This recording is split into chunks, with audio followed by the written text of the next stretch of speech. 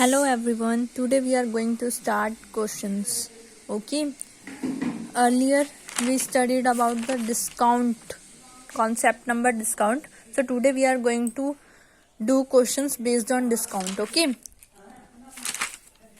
now our first question, pass journal entries to record the following transaction in the books of Mohan Agency. Okay, we have to maintain the book of Mohan Agency. Okay, our first transaction is on Jan 4, 2019. Bought goods from couple rupees 30,000 last trade discount 10%. It means हमने क्या किया है, couple से goods purchase किए हैं, मतलब goods खरीदे हैं 30,000 रुपीज में, उस पर लास्ट ट्रेड डिस्काउंट है 10% का. अब देखो इसको सॉल्व कैसे कर सकते हैं. मैं एक्सप्लेनेशन के साथ आपको दे रही हूँ, फॉर्मेट में अभी आपको लास्ट में बताऊंगी. ओके, फर्स्ट है बॉट गुड्स फ्रॉम. हमने क्या किया, गुड्स को परचेज किया है. परचेज नॉमिनल रूल, परचेज हमारे लिए क्या एक्सपेंस है, पैसे जाएंगे तो नॉमिनल अकाउंट का रूल लगेगा, debit all the expenses. Next couple, couple कौन है, गिवर, जो हमें गुड्स दे रहा है, तो इस पर किसका रूल लगेगा, पर्सनल अकाउंट का. और हम गिवर को क्या करते हैं, क्रेडिट द गिवर. 30,000 के किए हैं. अब देखो purchase account debit to Kapil account. Goods को हम परचेज के नेम से चढ़ाते हैं, purchase account debit to Kapil's account. अब ये 27,000 कैसे आया, लेट्स सी.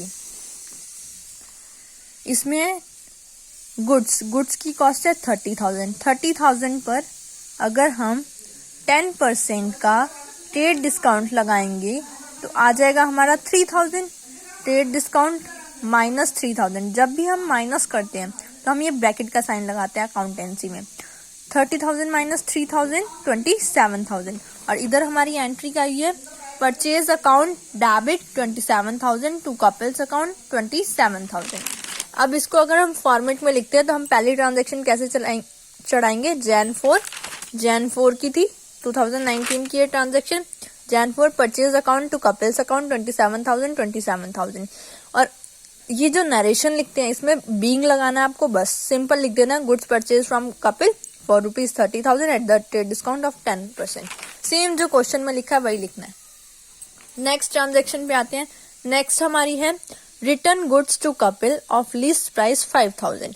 मतलब हमने जो गुड्स परचेज किए थे कपिल से 5,000 के, वो हमने अब क्या कर दिए हैं, रिटर्न. अब गुड्स जब रिटर्न करते हैं तो क्रेडिट होते हैं, जब परचेज करते हैं डेबिट, और जब रिटर्न करते हैं तो क्रेडिट, क्योंकि कम हो जाएंगे ना. तो इस रूल के अकॉर्डिंग जो हमारी परचेज रिटर्न है वो क्या होगी, क्रेडिट.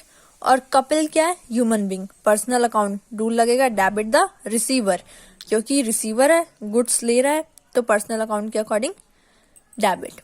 इसकी अब एंट्री क्या बनेगी, Kapil account debit to purchase return account. अब कितने हैं, 5,000 है. 5,000 पे हमारा ट्रेड डिस्काउंट लगेगा, क्योंकि जब हमने लिए थे तब भी ट्रेड डिस्काउंट लगा था, और जब हम रिटर्न कर रहे हैं तो वो ट्रेड डिस्काउंट हमें हटाना भी तो पड़ेगा. तो इस पर 10 लगाएंगे, 10% का, क्योंकि 10 का ही लगे था. ये आ जाएगा 5,000. अब हम क्या करेंगे, 500, मैंने 15,000 पे लगा दिया, हमें 5,000 पे लगाना था, तो ये आ गया 500. ठीक है, अब 500 को आप 5,000 में से माइनस करेंगे, आपका आएगा 4,500. जब आप परचेज करोगे तो जो भी ट्रेड डिस्काउंट है उस पर, ठीक है, वहां पर तो माइनस होना ही है, बट जब आप रिटर्न करोगे तो वो ट्रेड डिस्काउंट आपको माइनस करके ही अमाउंट चढ़ानी है. 45,045. सेम एंट्री आपको यहाँ पर चढ़ा देनी है फॉर्मेट में. ये सिर्फ आपकी एक्सप्लेनेशन के लिए है, जो आप क्वेश्चन करोगे वो इस टाइप से फॉर्मेट में करोगे. ओके, फॉर्मेट आपको मैंने अर्लियर वीडियो में दिखाया था, अर्लियर वीडियो में सिर्फ मैंने नोट शेयर किए थे, वहां से आप फॉर्मेट पढ़ सकते हो. आई डोंट थिंक कि वो सब आपको बताने की जरूरत है. अब देखो नोट में क्या लिखा है, at the time of purchase trade discount is deducted, so at the time of purchase return trade discount should also be deducted from list price. List price means मैंने आपको बताया था जो भी परचेजिंग प्राइस है, इनवॉइस प्राइस, जो भी MRP होती है, इसमें MRP नहीं है, इसमें तो जो भी हमने गुड्स परचेज किए हैं जो भी प्राइस वही लिस्ट प्राइस है, ठीक है। तो सेम चीज ये मैंने आपको बता दिया, गुड्स 5000 के थे, ट्रेड डिस्काउंट लगाया 10% का, 500 माइनस किया 45, यहाँ ट्रेड डिस्काउंट है 10% का। कैसे पता चला 10% है? ये हमने जब हमने परचेज की थी तो वहां पर दे रखा था, ठीक है।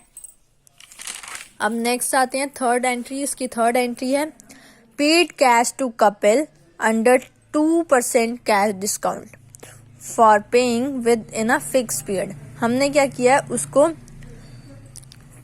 पैसे दिए जिसमें हमें कैश डिस्काउंट मिला है 2% का, ठीक है।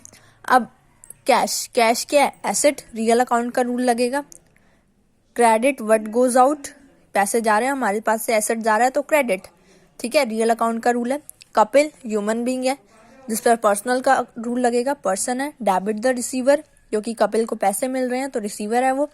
और कैश डिस्काउंट मिल रहा है तो ये डिस्काउंट रिसीव हुआ है हमें।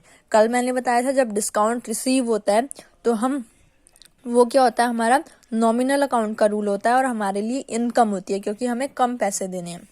Credit all income and gains कल ही पढ़ा है हमने ये। तो कपिल अकाउंट 22,500। अब आप कहोगे ये सब कैसे आया? हमने जो गुड्स खरीदे थे कपिल से, कितने के थे? कपिल से हमने गुड्स खरीदे थे 27,000 के, 27,000, जिसमें से हमने उसे रिटर्न कितने के किए थे? 45। ट्रेड डिस्काउंट हटा के बता रही हूं मैं, इसमें से 6 में से आ गया 2250। 2250 मतलब इतने के हमें उसे गुड्स के पैसे देने थे। तो कितने पैसे देने थे? 22,500। और कैश, अब देखो हमें कैश डिस्काउंट इसमें रिसीव हुआ है 2% का, तो इस पर कैश डिस्काउंट निकालेंगे आप 2%, यहाँ पर निकाला है 450 इसमें से माइनस करेंगे तो आ जाएगा आपका 22050 जो आपने कैश में दिया है। ये डिस्काउंट आपको रिसीव हो गया है, ये आपने कैश में दिया है। और 2250 आपका कैसे आया मैंने आपको बता दिया, जितने आपने गुड्स खरीदे थे उसमें से आपने क्या किया है, जो आपने रिटर्न किए हैं ट्रेड डिस्काउंट हटाने के बाद, जो आपने रिटर्न किए हैं वो आप माइनस करेंगे तो आपका टोटल आ जाएगा कि इतने गुड्स आपने लिए थे और इतने का डिस्काउंट माइनस कर लेंगे, इतने का डिस्काउंट आया आपका। पहले परसेंटेज निकाल लेंगे जितने परसेंट पे मिला है, उसके बाद आपकी टोटल कॉस्ट आ जाएगी जितना आपने कैश देना है उसको, जितना आपने कैश उसको दिया है, ठीक है। तो ये था हमारा क्वेश्चन और बस वही सेम एंट्रीज आपको उतारनी है। Kapil account to cash account to discount received account, Kapil account to cash account, same narration में बीइंग लिखना है और पूरा क्वेश्चन ही उतार देना है। Paid cash to Kapil this, बस paid cash to Kapil under a cash discount of this से। अगर आपको नरेशन नहीं आती, बीइंग लिखिए, पूरा क्वेश्चन नोट कर दीजिए बस। नरेशन का 0.5 मार्क्स होता है, बस आपको नोट करके दिखानी है। फिर आप टोटल कर देंगे, डेबिट साइड का क्रेडिट साइड का भी टोटल कर देंगे, इक्वली आएगा क्योंकि सेम अमाउंट चढ़ी है, ठीक है। ये क्वेश्चन मैंने आपको एक्सप्लेनेशन दे दिया, आगे के क्वेश्चन मैं आपको सॉल्यूशन विद सॉल्यूशंस दूंगी, एक्सप्लेनेशन नहीं दूंगी। अगर किसी को कोई डाउट है तो वो कमेंट सेशन में लिख सकता है, ठीक है।